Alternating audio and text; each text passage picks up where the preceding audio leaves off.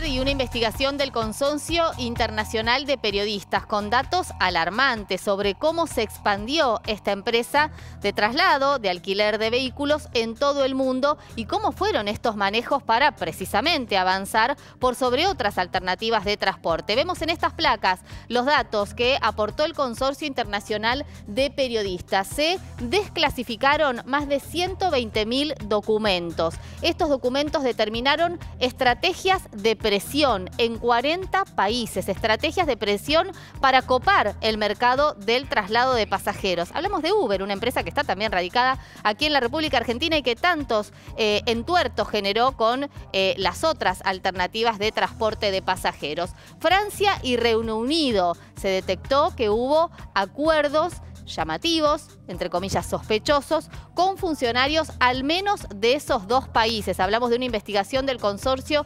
Internacional de Periodistas, que además determinó que hubo campañas en contra de los competidores, campañas que además se implementaron a partir de acuerdos con medios de comunicación. Una investigación, decíamos, del Consorcio Internacional de Periodistas sobre cómo se expandió Uber en el mundo. Y hablamos justamente y empezamos a analizar esto que recién planteaba Verónica con estos datos muy concretos. La sumamos a la mesa de trabajo. Irina, bienvenida. ¿Cómo estamos? Alejandra, ¿cómo va? A ver, una primera visión de lo que está pasando, ¿no? Tiene que ver mucho, recién lo hablábamos fuera de cámara, con una película, ¿no? Que habla justamente sobre Uber y de qué manera esta empresa se mueve en el mundo. Digo, uno está hablando de Francia, Reino Unido, allí está enfocada la investigación, pero así se debe mover seguramente en el mundo. Así es, la serie es súper pumped sí. Y realmente refleja mucho de lo que estamos conociendo a partir de esta investigación, que son los manejos oscuros, la violencia con la que se manejó la empresa en su desembarco en todos los países. Esta investigación recorre del 2003 al 2017 y todas las maniobras que hizo en los diferentes gobiernos y cómo llegó, y también espionaje a partir de una tecnología que se llama Great Wall, que es un software espía que en algunas ciudades lo usó para evitar que la policía los detectara cuando había cerca un móvil policial, anulaba la identificación de los autos de Uber. Y seguía trabajando como si nada. Y lo mismo con los taxistas. Y ahora vamos a repasar con Ale cómo sucedió el desembarco en el mundo y en un ratito te cuento qué es lo que pasó exactamente en Argentina. Bien, desembarco en el mundo con dos países apuntados en esta investigación. Seguramente debe haber más, y va a haber más seguramente, pero Francia y Reino Unido como dos naciones importantes apuntadas en esta investigación. Sí, Holanda y Estados Unidos también están involucrados, claro. Pero bueno, Macron es uno de los señalados por esta investigación porque se supo que durante su etapa como ministro de Economía del gobierno de François Hollande privilegió a la empresa Uber para que pudiera ingresar en el mercado. Estamos hablando de una empresa que acabó casi con la industria de los taxis.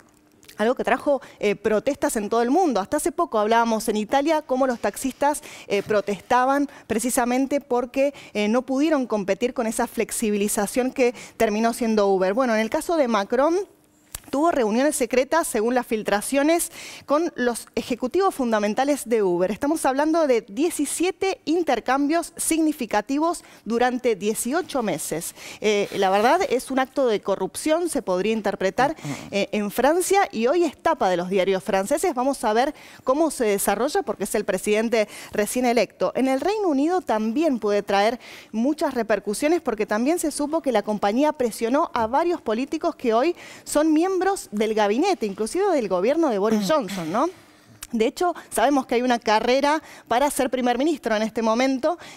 Hay varios de los ministros del gabinete de Boris Johnson que ahora quieren ser presidentes del partido y ser nombrados primeros ministros. Bueno, dentro de esta lista figuran algunos. Estamos hablando de personas como, por ejemplo, Sajid Javid, que era el ex ministro de Salud, que está en esta lista de políticos presionados por Uber para que pudieran permitir o flexibilizar las leyes y favorecer a la empresa para que ingresara en el mercado. Que de hecho le dijeron que sí. De hecho, lo lograron, ¿no? Claro, lo lograron. Mirá qué visión de futuro, ¿no? Porque ahora justamente estos exfuncionarios que en su momento fueron chantajeados, podremos decir, por Uber, chantajeados. Sobornados también. Sobornados hoy podrían llegar a ser primeras figuras dentro de un futuro gobierno de Gran Bretaña. Sí, aparte pensemos, porque una de las respuestas que dieron los ministros o las personas señaladas son las reglas del lobby. Tendríamos que discutir cuáles son las reglas del lobby, porque pareciera ser que la ilegalidad es parte de las reglas del lobby, y esto en realidad no es nada más y nada menos que actos de corrupción. Con esto a Uber no le fue nada mal, ¿eh? No le fue nada mal y los contrario. taxistas hundidos. La cuestión es que todo fue un poco la actitud de su creador, Travis Kalanick, que fue echado de su propia empresa en el 2017 y muestra estas políticas de espionaje, de presión, violentas. Ellos decían, es más fácil pedir perdón que permiso, cómo se manejaron, y en todo el mundo aplicaron políticas de competencia desleal, y por eso en Argentina lo que sucedió justamente es que llegaron con tarifas muy convenientes para los conductores, sin cumplir ninguna regla laboral. De hecho, hay 3 causas penales en Argentina por justamente aportes patronales, por impuestos a la AFIP, y se fue destruyendo poco a poco el mercado de los taxis, que están ahora tratando de llamar a una marcha, una movilización el 21 de julio para reclamar condiciones justas para los conductores.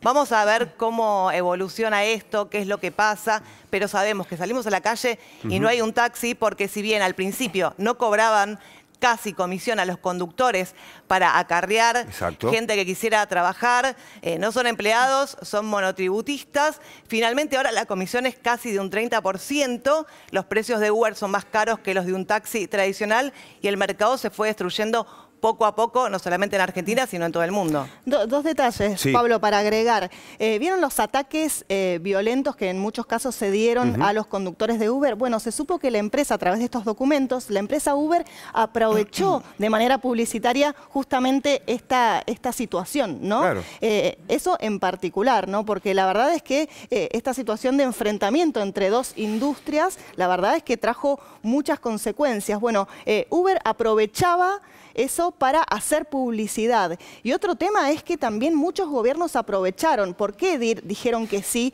a esta empresa? Porque flexibilizaba los trabajos. Claro, si van a comparar un trabajo flexibilizado de un trabajador monotributista con uno sindicalizado que tiene que, bueno, además varios derechos laborales, por supuesto los gobiernos a veces eligen este camino flexibilizador, y esta es una tendencia que avanza en todo el mundo. Bueno, hay un textual que queremos compartir ya mismo del CEO de Uber, el CEO a nivel internacional. Pienso que vale la pena la violencia, garantiza nuestro éxito.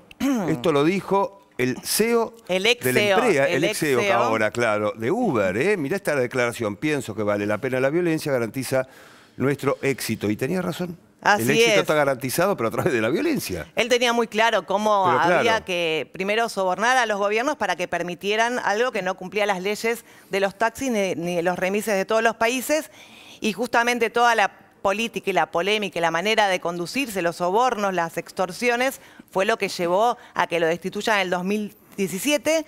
Ahora el 90% de la planta de Uber es diferente de ese momento, y no solamente eso, sino que hubo casos de bullying laboral, de acoso laboral. La empresa tiene un pasado muy oscuro justamente en este periodo que está analizando el Consorcio de Periodistas de Investigación. Vamos a seguir con este tema, pues es apasionante lo que está pasando, lo que ha descubierto este consorcio y lo que viene, que seguramente será mucho peor de lo que acabamos de relatar.